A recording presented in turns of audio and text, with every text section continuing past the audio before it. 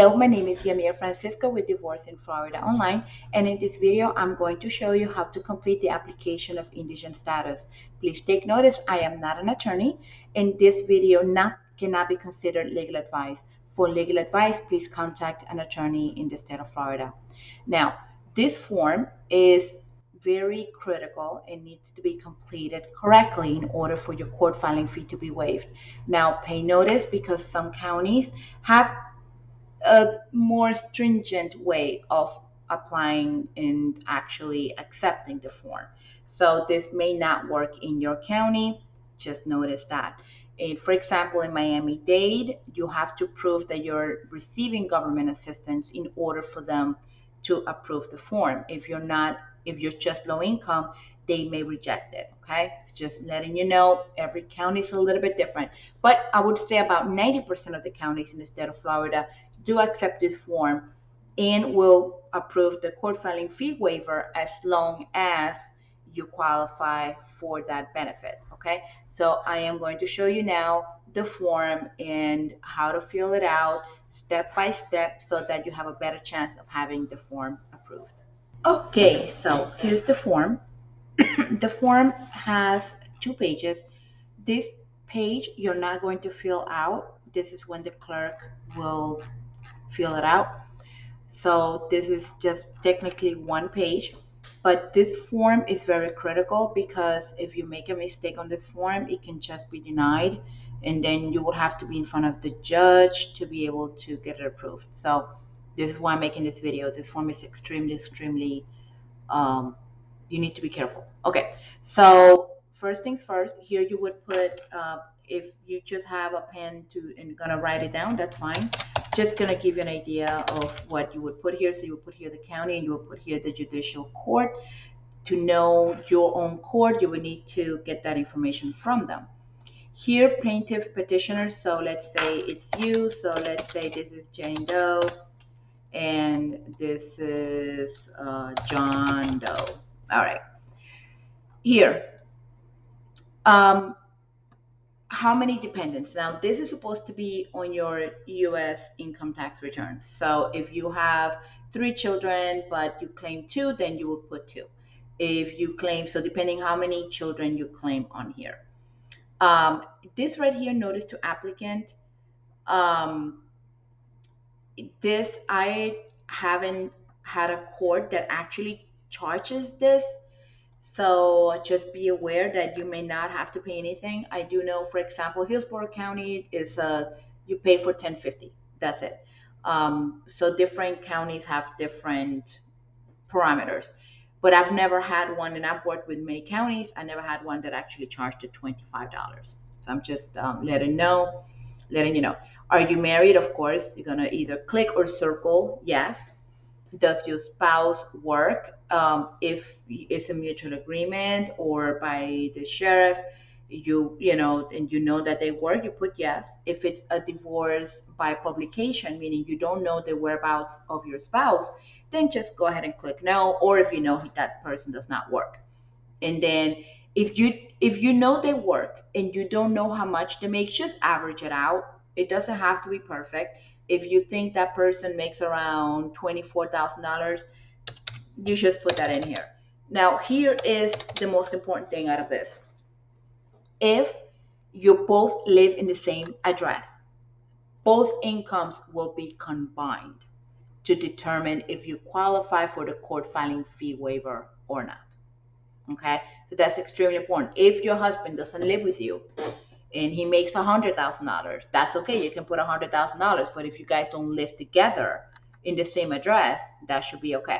So I'm just letting you know.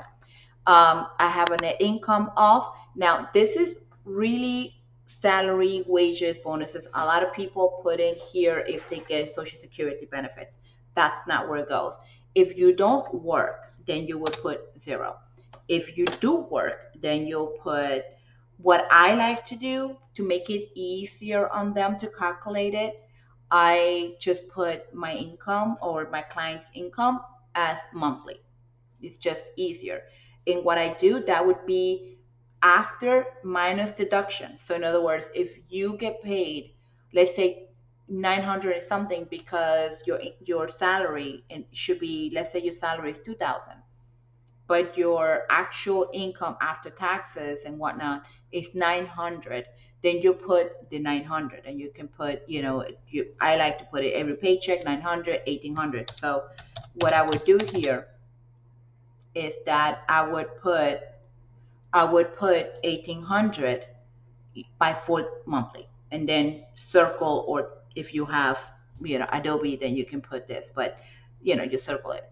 Okay, next part. If you have other income paid weekly, bi-weekly, monthly, this part a lot of people miss. So if you receive, let's say you don't work, okay, let's take this out, and let's say you receive Social Security benefits. Let's say, because disability or whatever, that, the Social Security benefits consider disability or anything like that. So let's say you get $750 for you. And then, so, you will circle yes, right? And then here you need to mark monthly. If you don't mark monthly, it will be denied. If you get it more than monthly, I mean, I know that most people don't get it more than monthly, but my point is that if you have to use section 3, then you need to put the frequency of the income, even though everybody knows Social Security, benefits are paid once a month. But I'm just saying. All right, so then, okay, so this is fine.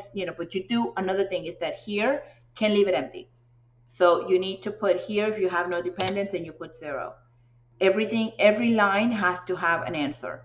Okay, so here 0 if it's 0. If you're not working, if you're working, then you put your monthly, and then you let know. If you're just gonna put your every 2 weeks net salary, then that's what you do. Okay. If you're part-time and your hours vary, just average it out. It doesn't have to be exact, but you do have to put something in there. All right. Okay. So section 4, if you have other assets. Now, when it comes to cash and stuff like that, obviously if you are well-to-do and you have thousands of dollars in the bank, you're not going to get approved. I'm just letting you know, if you have thousands of dollars in cash, you're not going to get approved. When it comes to bank accounts, I usually use common sense. If you got paid today and you have $900 there, but you already know that you're going to have to pay Dill, Jack and Harry, that money's already gone, then just put whatever is net after you pay those bills, because 3 days from now that money's not going to be there, then there's no point. So here are the different things that you would do. Now, the most popular of these, a lot of these you may not have. Motor vehicle. Even if your vehicle, even if you're paying a payment on it, still put the value of that car. They're not going to ask you to sell it, but they do want to put the value. You need to put the value of that car, even if you have a payment on it. And I'm going to show you the next section where you're going to put the actual payment, how much you owe on that vehicle. So here you're going to put, like, let's say, okay, so I have a vehicle, and let's say my vehicle is worth $1,400. Okay. All right. Here, by the way, homestead, real property. If let's say that you own a house, okay, and let's say that the house right now is 100,000, okay, so then you would do that here. Don't put it on this one because it's non-homestead. Homestead means it belongs to you. You live there, okay? Like homestead, like your property. Non-homestead real estate, this is like rental units and that sort of thing, investments. So if you have investments, you put them there, chances are they're not going to approve you. Just being real here. Okay. Then show loans on these assets in paragraph 5. And this is what a lot of people miss. So if you have a vehicle that you have a loan payment on, put the vehicle here and don't worry. They're not going to deny you because of that necessarily. I'm just going to show you. All right. So check 1. I do or do not expect to receive more assets in the near future. Let's say you have sale pending, or let's say you have a 401k that you are cashing out, or let's say you have a car accident that you're waiting on a settlement. So that's the kind of thing that they're mentioning here. If you don't have anything like that, then you go do not. Okay, I have total liabilities as follows. This one, wait, don't fill it out yet. Here, motor vehicle. So motor vehicle, let's say that you are upside down on the vehicle or whatever. Let's say that you owe $12,000 on the vehicle, okay? All right, what happens here? Then your vehicle, the net value of your vehicle is $2,000. Guess what? You qualify. I think that is $3,000 and above when you no longer qualify for the court filing fee waiver because your vehicle is valued more than $3,000. So, for example, something like this, you would qualify. Okay, home.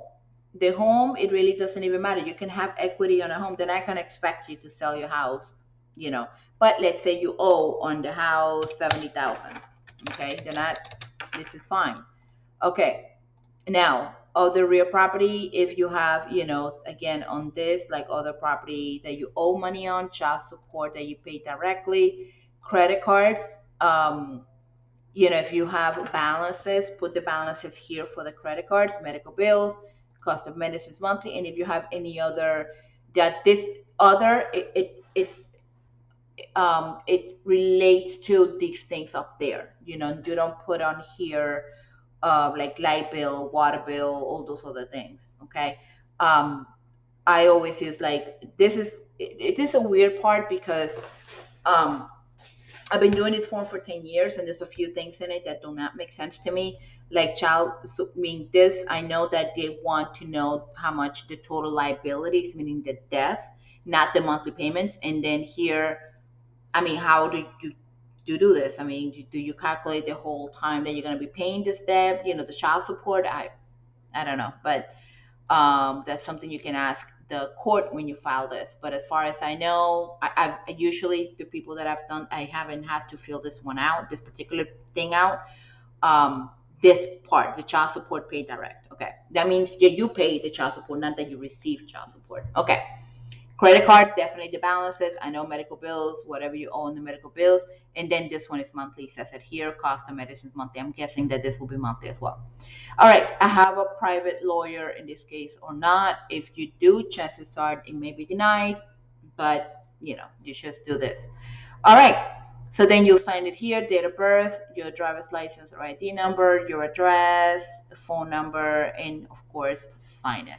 Okay, and when you turn it in with your paperwork, you bring this along with your divorce forms completed together. Okay, and then you bring everything in. This form does not need to be notarized, it just needs to be signed. And again, before you go to the courthouse, double check, make sure that if I mean my form, because this is what the form that we use with our clients, so we just move the circles back and forth. Make sure that anything that applies, that it does have a yes or no circled.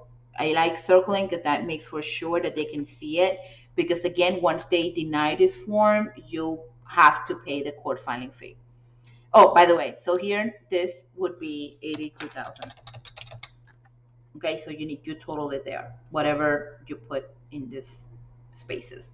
All right, that's it. That's what I have for you. I hope this helped. Please hit the like button and watch other videos relating to the divorce preparation process in Florida. We also have videos about how to get over the emotional hump of getting a divorce, and you know, there's a lot of other helpful advice in this channel. Thank you so much, and until the next video. Thank you. Bye.